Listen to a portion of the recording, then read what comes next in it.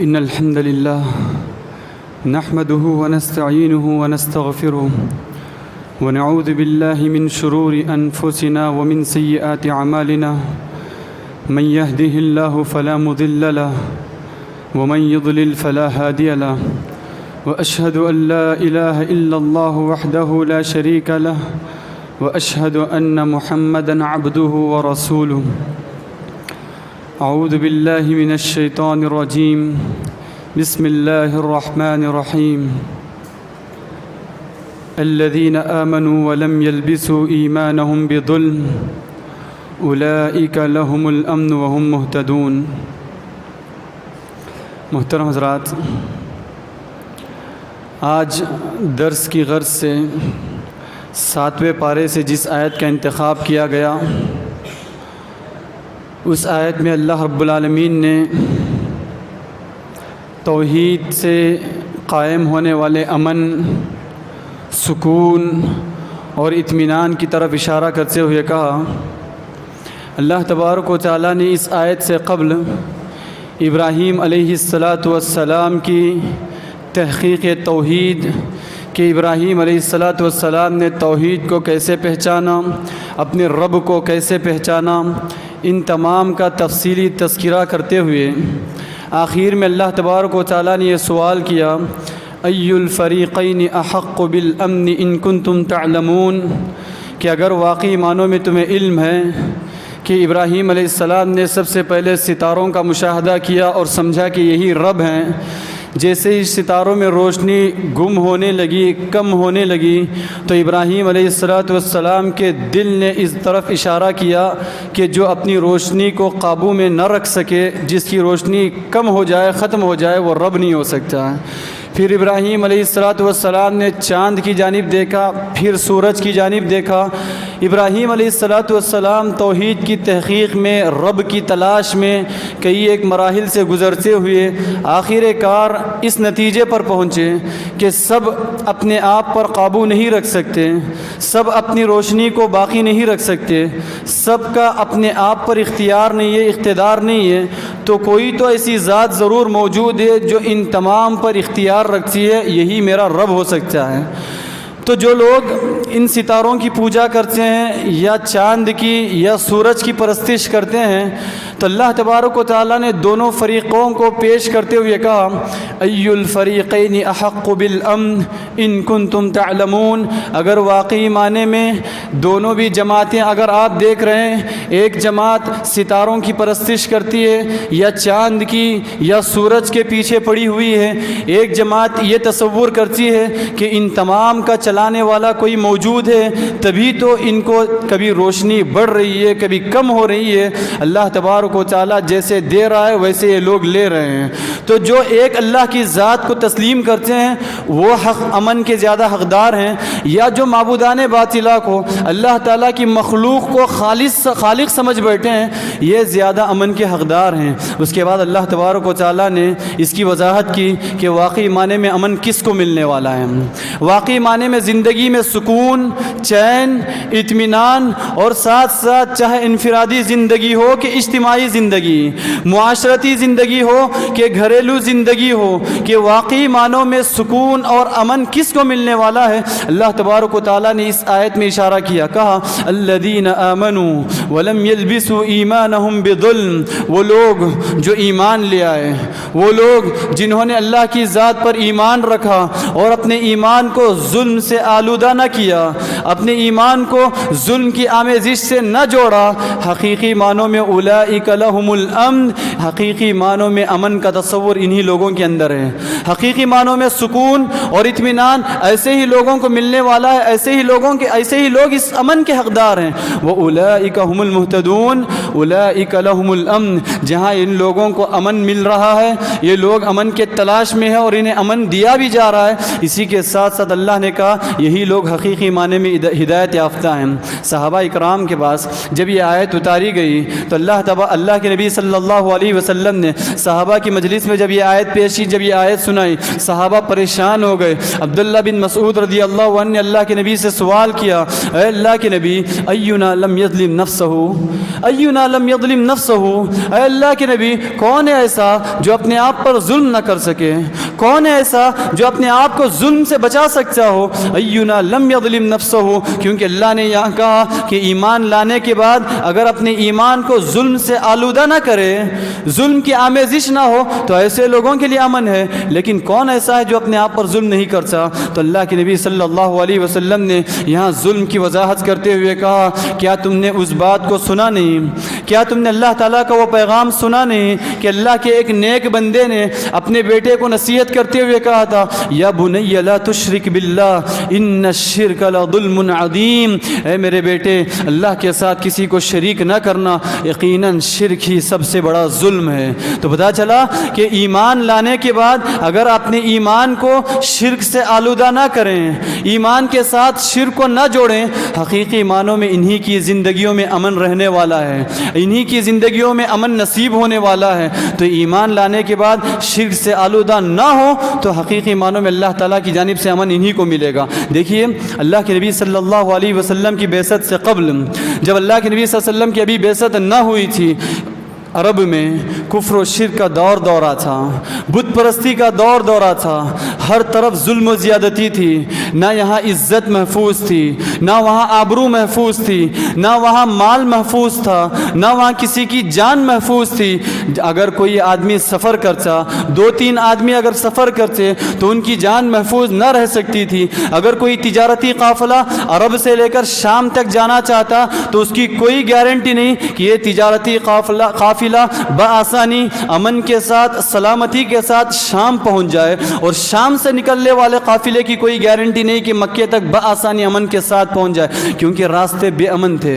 راستے بد امنی چھائی ہوئی تھی، راستوں میں کوئی یقین نہ تھا کہ لوگ حملہ نہ کریں، لٹیرے حملہ نہ کریں، کیونکہ وہاں ظلم کے طرح طرح کی شکلیں چھائی ہوئی تھیں،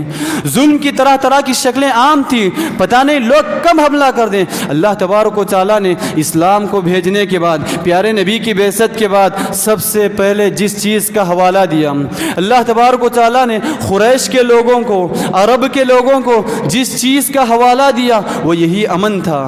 وہ یہی امن تھا۔ اللہ نے کہا لإیلاف قریش ایلافہم رحلۃ الشتاء والصیف، کہ قریش کو مانوس کرنے کے لیے، قریش کے قافلے گرمی میں اگر قافلہ نکلتا تو ویسے ہی سردی میں بھی الگ قافلہ نکلا کرتا۔ اللہ نے کہا فلیعبدوا رب ھذا البیت، اس گھر کے رب کی عبادت کرنا، اس گھر کے رب العالمین کی عبادت کرنا۔ اللہ نے حوالہ دیتے ہوئے کہا فلیعبدوا رب ھذا البیت الذی اطعمہم من جوع وآمنہم من خوف، کیونکہ یہی وہ رب ہے، یہی وہ پروردگار ہے جس نے تمہیں بھوک کے ذریعے نجات دی، جس نے تمہیں بھوک کے ذریعے اللہ تعالیٰ نے نجات دی۔ بھوک جہاں عام تھی وہاں اللہ تبارک و تعالیٰ نے روزی روٹی کو عام کیا، اور جہاں خوف پھیلا ہوا تھا، ڈر کا ماحول تھا، خوف کا اندیشہ تھا، ایسے ماحول میں اللہ تبارک و تعالیٰ نے امن کے ماحول کو عام کیا۔ اسی لیے اللہ کے نبی صلی اللہ علیہ وسلم نے کہا ایک دور ایسا آئے گا کہ کوئی ایک عورت حضرموت صنعاء سے لے کر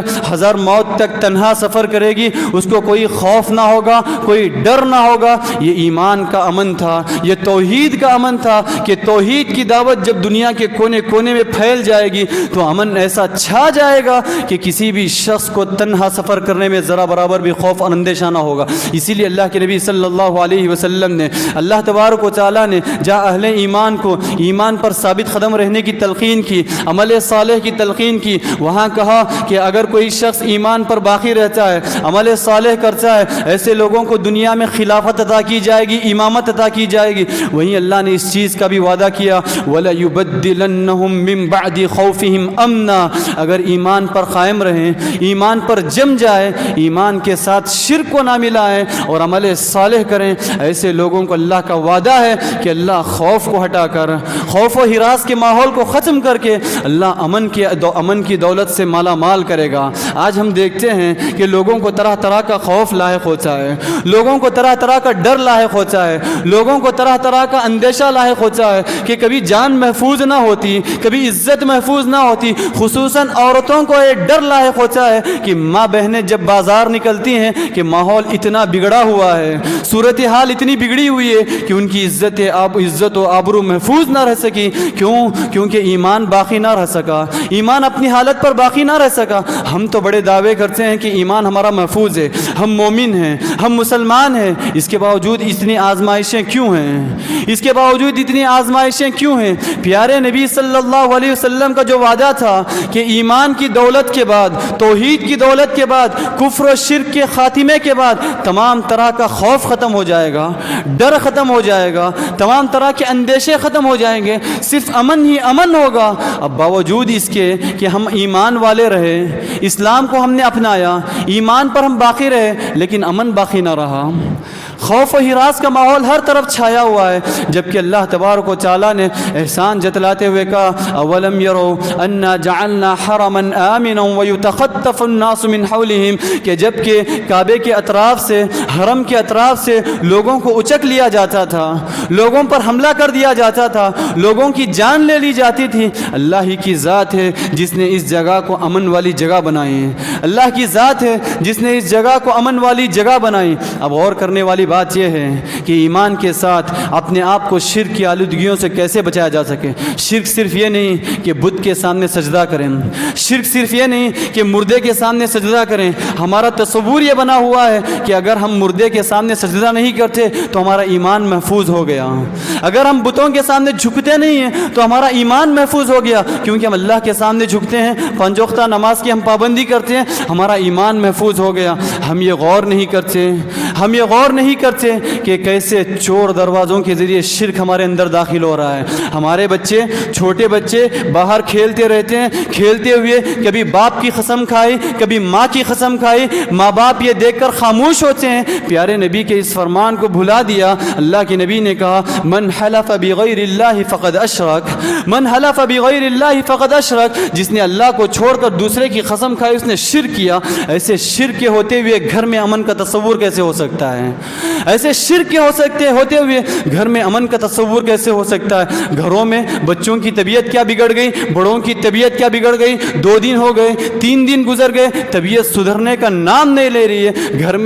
گلے میں ایک تاگا لٹکنے لگا، پیر میں ایک دھاگا لٹکنے لگا، کمر میں ایک دھاگا لٹکنے لگا۔ لوگوں کا یہ کہنا ہے کہ یہ تعویذ نہیں، بس طبیعت کی سدھارنے کے لیے ایک دھاگا لٹکایا گیا ہے۔ پیارے نبی نے کہا من علق تمیمۃ فقد اشرک، جس نے کوئی بھی دھاگا لٹکایا، صرف تعویذ کے نام سے نہیں، اگر جسم میں ایک بھی دھاگا لٹکتا ہے، چاہے وہ ہاتھ میں ہو، کمر میں ہو، گلے میں ہو، پیر میں ہو، اگر ایک دھاگا بھی لٹکتا ہے اس نے اللہ کے ساتھ شرک کیا، کیونکہ اس کا اعتماد اللہ کی ذات پر سے اٹھ کر اس دھاگے پر چڑھ گیا۔ ایسے شرک کے ہوتے ہوئے گھروں میں امن کا تصور کیسے ہو سکتا ہے؟ گھروں میں سکون کا تصور کیسے ہو سکتا ہے؟ اس معاشرے میں سکون کا تصور کیسے ہو سکتا ہے؟ اسی کے ساتھ ساتھ ہمارے پاس بے شمار ایسی چیزیں پائی جاتی ہیں جس میں شرک کا تصور ہوتا ہے، لیکن ہم اس کو بھلا دیتے ہیں، لیکن ہم اس کو ہلکا سمجھ لیتے ہیں۔ بارش کیا ہوئی، ہم نے اس بارش کو اللہ کے حوالے کرنے کے بجائے لوگوں کے حوالے کیا۔ عام لوگوں میں یہ رائج ہوتا ہے، یہ عام نوجوانوں میں، بچوں میں یا گھروں میں تصور رائج ہوتا ہے۔ کوئی آیا مذاق میں یہ بات کہہ دیے کہ آپ آئے بارش ہوئی، مذاق میں ہم نے شرک کیا، ہمیں احساس نہ ہوا۔ پیارے نبی صلی اللہ علیہ وسلم نے کہا جس شخص نے بارش کے اترنے کے بعد یہ بات کہی کہ یہ بارش فلاں آنے کی وجہ سے ہوا، فلاں کے سبب سے ہوا، اس بارش کے نزول کو اللہ تبارک و تعالیٰ سے ہٹا کر کسی اور کی طرف نسبت دی۔ اللہ کے نبی صلی اللہ علیہ وسلم نے کہا اللہ تبارک و تعالیٰ کہتا ہے وَكَافِرٌ بِي وَمُؤْمِنٌ بِالْكَوَاكِبِ، ایسا شخص میرا انکار کرتا ہے، میرے ساتھ کفر کرتا ہے اور ستاروں پر ایمان رکھتا ہے۔ جو شخص کے بارش کے نزول کے بعد اللہ تبارک و تعالیٰ کو چھوڑ کر اس رحمت کو کسی اور کی جانب نسبت دیتا ہے، ایسے شرک کے ہوتے ہوئے، ایسے کفر کے ہوتے ہوئے گھروں میں امن کا تصور کیسے ہو سکتا ہے؟ گھروں میں سکون کیسے آ سکتا ہے؟ ایسے معاشرے میں سکون کیسے آ سکتا ہے؟ ضروری نہیں کہ گھر والے ہی روکیں، ضروری نہیں کہ معاشرے والے ہی رکھیں۔ ہم راستے سے گزر رہے ہیں، بچہ مذاق میں کوئی شرکیہ کام کر رہا ہے، غلط کام کر رہا ہے، ہم دیکھ رہے ہیں گلے میں تعویذ لٹک رہی ہے، دھاگا لٹک رہا ہے، ہم دیکھ رہے ہیں بچے کھیلتے ہوئے غیر اللہ کی قسم کھا رہے ہیں، ماں کی قسم کوئی کھایا،